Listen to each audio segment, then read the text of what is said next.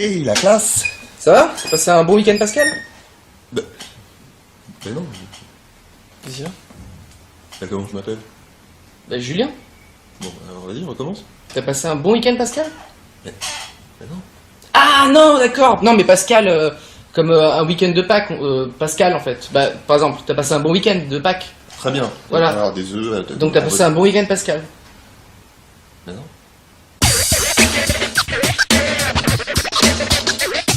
Vous voulez l'actualité du mardi 6 avril 2010, vous aurez l'actualité du mardi 6 avril 2010. Non, pas maintenant, juste après, arrête. Et on commence tout de suite avec la Minute Geek. Arrête, juste après, pas encore. Donc, la grosse actu dans le monde des technophiles adorateurs de mégabits et autres microprocesseurs. Je sais, cette phrase ne veut rien dire. Bref, la grosse actu, c'est bien sûr la sortie de l'iPad aux États-Unis d'Amérique. Donc, je le rappelle, hein, l'iPad, c'est comme un iPod, mais en beaucoup plus gros et on ne peut pas téléphoner avec. Et quelle est la première chose que font les acheteurs avec leur iPad? Bien évidemment, le détruire avec violence, avec une batte de baseball, par exemple.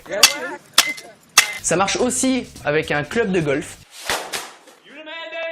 Bien sûr, si vous n'avez pas de batte ni de club, il vous reste le mixeur. Love my new iPad.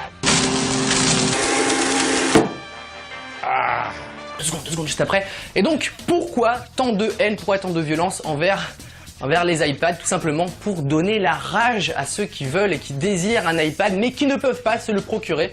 En quelque sorte, c'est légitime, n'est-ce pas? Et c'est surtout le cas de la France, puisque la tablette d'Apple ne sortira qu'à la fin du mois. Et nous, au Rewind, on aime bien donner la rage. Et c'est pour ça qu'on s'est procuré l'iPad. Et pas vous, vas-y, c'est maintenant. On l'a, il est à nous.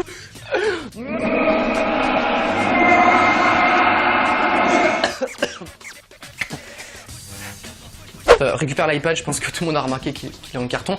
Et on enchaîne avec l'info insolite du jour. Alors cette fois-ci, l'info est tellement insolite que je ne ferai aucun commentaire, hein, pas besoin, pas un mot, rien. Et d'ailleurs, je laisse la personne concernée vous raconter son histoire. Elle le racontera mieux que moi. Elle s'appelle Claire et elle vit au Royaume-Uni. Écoutez, c'est très intéressant. Hi, my name's Claire Smedley and I'm here to talk about the problems I've had with having really big boobs. There was an incident with one of my boyfriends where we were getting carried away in the bedroom and I was on top. I realised that he'd passed out, so I got off, I tried to rouse him, I could see he was breathing, so I knew he wasn't dead, thank goodness. Actually a size 40 double L now. Ouais, non, je ne... pas un mot, hein, je ne dirai rien.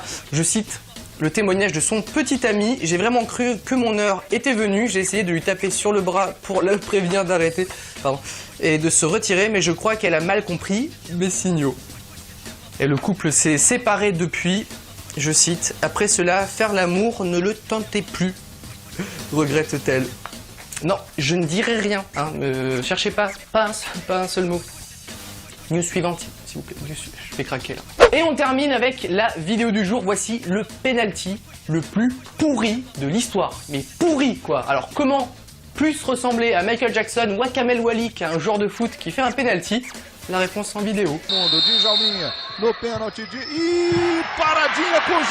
Alors faire une feinte, c'est une bonne idée, hein, mais tourner sur soi-même et ne pas le mettre, parce qu'il a pas mis, quoi. Il a pas mis, je crois qu'il a trop regardé Olivier Tom quand il était gamin. Ou alors il a toujours voulu s'inscrire à la danse et sa mère l'a inscrit au foot. Oui, on fait de la psychanalyse dans le Rewind. Hein. La première séance est gratuite. Venez nombreux. Le Rewind est terminé pour aujourd'hui et je vous laisse avec le mot de la fin. Moi j'adore le Rewind. Cyprien, j'ai envie de le serrer très fort contre moi. Wow, du calme. Allez, à demain.